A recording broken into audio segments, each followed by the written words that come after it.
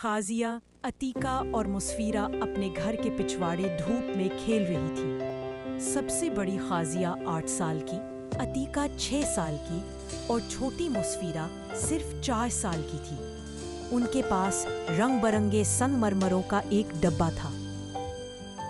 مجھے گلابی چاہیے، مسفیرہ نے مٹھی پکڑ کر چلایا۔ عتیقہ نے جھنجھوڑ کر کہا، لیکن مجھے گلابی بھی چاہیے۔ خازیہ نے سب سے بڑی ہونے کی وجہ سے ایک لمحے کے لیے سوچا، آئیے ان کو منصفانہ طور پر بانٹتے ہیں۔ اس نے ماربلز کو برابر تقسیم کرتے ہوئے کہا۔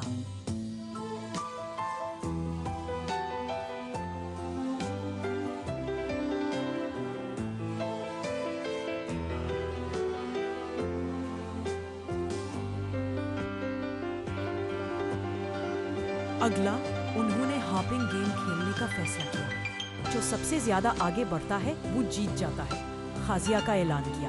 لیکن جیسے ہی انہوں نے شروع کیا، مسفیرہ اضافی موڑ لیتے رہی۔ یہ مناسب نہیں ہے، عتیقہ نے احتجاج کیا۔ خازیہ نے وضاحت کرتے ہوئے کہا، قواعد کے مطابق کھیلنے کا مطلب ہے کہ سب کو یکساں موقع ملے۔ مسفیرہ، آپ کو بھی سب کی طرح ایک باری ملے گی۔ مسفیرہ نے سمجھ کر سر ہلایا۔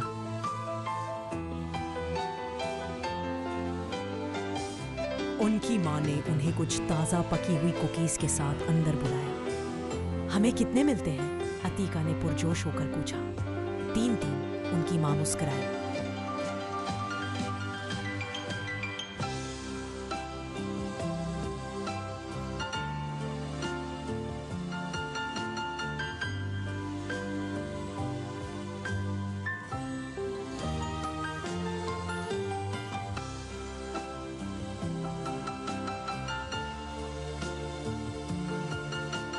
لیکن مسفیرہ نے 4 پکڑنے کی کوشش کی۔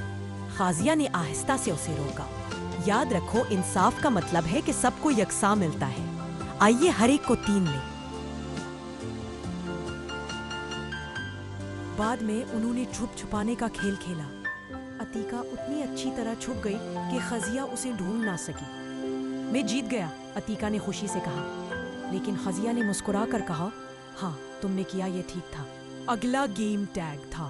مسفیرہ سب سے کم عمر ہونے کی وجہ سے اتنی تیز دوڑ نہیں سکتی تھی۔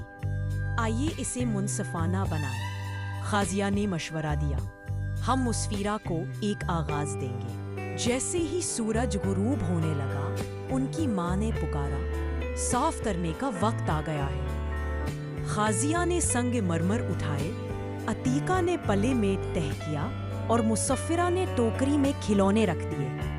مل کر کام کرنا منصفانہ ہے، خازیہ نے مسکراتے ہوئے کہا۔ اس رات جب وہ بستر پر لیٹ گئے، خازیہ نے سرگوشی کی۔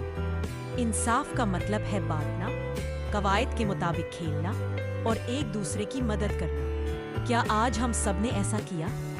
عتیقہ اور مسفیرہ نے خوشی سے سر ہلایا۔ دوستو، اگر آپ کو کہانی اچھی لگے تو گھنٹی کے نشان کو دبائیں اور انگوٹھے کو دبائیں۔ ہم آپ کو مزید کہانیاں سنانے کے لیے وہاں آئیں گے۔